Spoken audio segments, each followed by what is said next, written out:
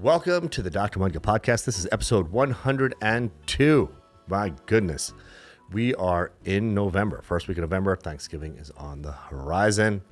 Halloween is behind us. I hope you all had a wonderful Halloween. And this podcast is actually inspired a bit by a talk I gave a couple of weeks ago. I was lucky enough to be invited to give a talk at a laser company. There's a laser company called Cartessa, who I'm closely linked with. They're who I believe to be the best laser company in the business.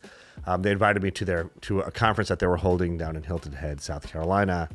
And I did speak about, a laser. I love their devices. In fact, I have, a bunch of their devices in both of my offices. I believe that their devices are the best in class for whatever application you're using it for. But I was actually asked to, in addition to the lecture I was giving about a laser, to give sort of like a mindset motivational talk. And really it was kind of centered around building like a social media brand and a personal brand and that sort of stuff. But it was a lot of fun, and it really got me thinking about a lot of things. So the talk itself was called The Art of Building Anything. And I basically broke it down into like three components and, give a little bit of background and that sort of stuff. We'll probably chop up this talk and you'll see like bits and pieces of it, on my social media platforms. But I basically talked about, building my dermatology practices.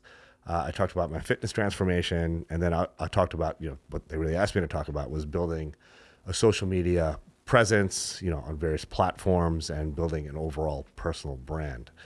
And it was actually a pretty cool exercise. I was probably like thinking about this talk for like about a month or so, just trying to like piece it together in my mind. And then as the talk approached, I started really kind of digging into it. We were getting our slides together. I was thinking about the content of what I wanted to include in the talk, what I want to say, with each slide and that sort of thing. And it really got me thinking about this, this concept, So I'm going to say what the concept is, and then I'll kind of dig into it a little bit. But who we are is not who we were. So think about it. Who we are is not who we were. And I was actually thinking about like all of these transformations I've had in my own life, the development I've had in my own personal life. I'm 48 and a half-ish, I guess. 50 is looming. And, part of the talk was talking about like, where I grew up. I grew up in an area of East New York called Start City, which is a housing development that was basically built on a garbage dump. There were 9 of us living in a 3-bedroom roach-infested apartment. My mom, my brother, and I shared a room. My uncle and my granddad shared a room. My 2 aunts, my grandmother, my cousin shared the 3rd room there. And, listen, in truth be told, like when I was living there, I didn't like realize like, it was fun. I was with my family, I was a little kid. I didn't really like conceptualize where I was living, which is basically like a project in Brooklyn. But, looking back and like kind of seeing how that informed who I am now and, the lessons I took from that, or just even like whatever imprint it had on me and how that affects me today. And I was like, there's various things that I did talk about growing up in this town on the South Shore of Long Island called Oceanside, where we moved when we left Brooklyn. Which at that time, no offense to anyone who lives in Oceanside, but in the early 80s, it was a horrible, racist town. It was a terrible place to grow up if you were like the only brown kid in the neighborhood. And, I just used to get like picked on and bullied, get the shit beat out of me at the bus stop every day. And, of course, I was thinking about that and thinking about how that affects me today. And obviously I'm thinking about my own kids and just thinking about, where I am in life now and all that stuff. And I just kept thinking about this phrase, who we are is not who we were. Who I am is not who I was at that time. And there's like so many things that have happened. And I think for me, the biggest lesson I learned, there's lots of things, a lot of like micro lessons, but as an adult, like the biggest mindset shift I had was actually related to my fitness transformation. It's actually been Thanksgiving this year will mark the 11th year, like literally the 11-year anniversary of my fitness transformation.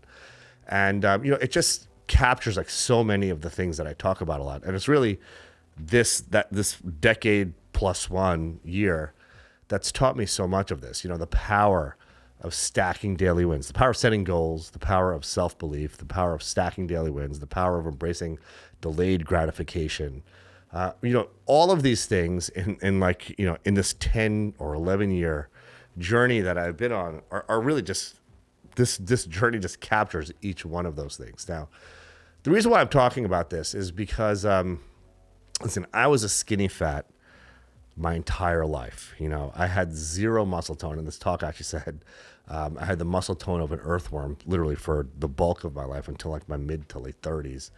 I was just like, a mess with my shirt off, man boobs, a gut rolls all over the place, zero muscle. And, over the course of 10 years, I've totally transformed my body, but more importantly, I've totally transformed my mind. I've really, and listen, there have been other things. It's not like I was just like, I was always motivated to excel and to achieve success, whether it be like academically or financially, that sort of stuff. But this physical transformation is like something that I never, ever, ever thought I would personally be capable of doing. And, now like a decade later, I can't imagine like my life without fitness being, like literally probably the biggest part of my life outside of like my personal life with my family and my professional life at work. But it's literally like probably like the third largest component of what's important to me in my life. And again, who we are is not who we were, right? And folks that meet me now, like, I was always like the least fit person in any environment I was in, like, 10, 15 years ago. And now I'm amongst like the most fit people in any room that I'm in, which is like a crazy thing, because folks who meet me now, they can't imagine like how out of shape and what a mess I was. The assumption is that I was always like into working out, played sports and that sort of stuff. The truth is I never played sports. I was always like picked last in gym class. Like I said, I would get the shit kicked out of me at the bus stop every day when I was a kid. And who I was is not who I am, right? Part of this was actually that's thinking about how I made this transformation, what motivated me to make this transformation. And the truth is, you basically like build on the good things, the things that you love about yourself, and you just try to shed away the things that you'd love to improve about yourself, right? So even as a kid, I always loved like helping people out. If there's like a new kid in class, I always loved kind of, showing them around the school and helping them get acclimated. I always was like, kind and compassionate. I always had aspirations, and, I always wanted to like achieve something special or do something big. But the truth is I was actually very, very lazy. I kind of just coasted on my own like gifts academically.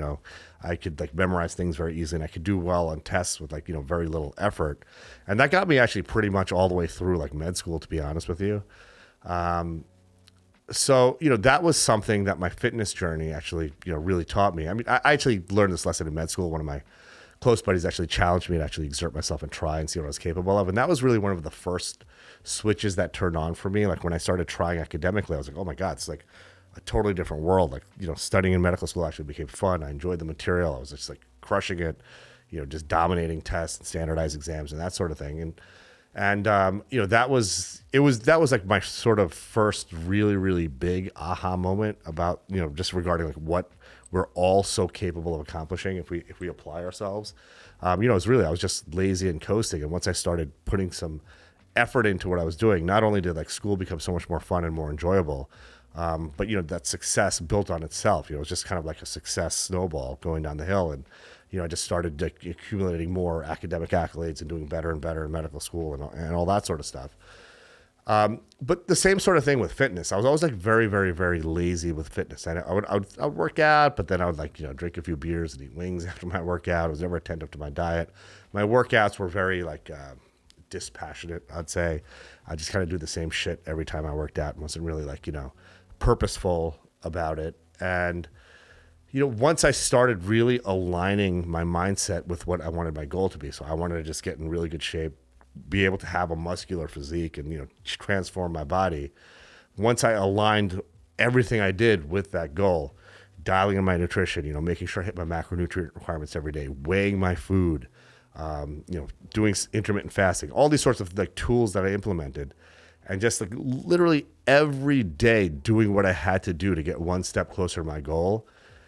Like it's crazy what like 10 years of work, how much that can transform you. And I'm a totally different person now, right? So, who we are is not who we were. I can't even relate to that person from 10 years ago. There's things that I loved about that person 10 years ago, which are still a big part of me, but there's things I hated about that person 10 years ago, which I worked on and I changed, and I left that guy in the dust. I don't want to see that guy anymore. And in fact, I don't want that guy as part of my life. I don't want people that like that guy as part of my life either.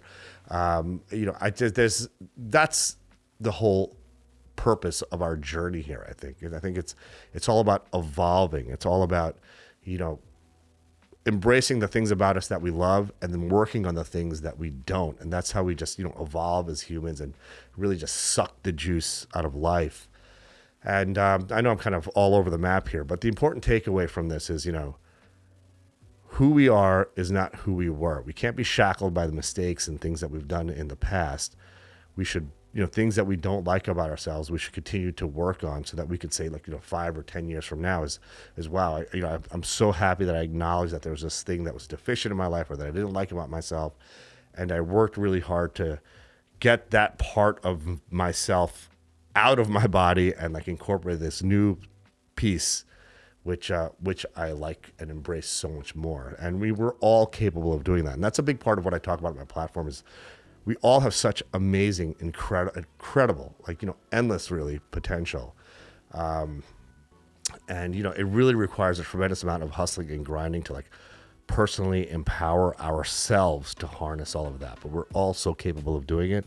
And life is just so much more enjoyable and so much more fulfilling when we do. So that's a lot to chew on. I'd also like to give my wife a very special shout out. It's her 50th birthday this weekend. So we're going to be celebrating that. So very happy birthday. I'd like to wish my wife a very happy birthday. And with that, I hope you all have a wonderful, restful weekend. Are just ready to crush the week ahead. Let's get it.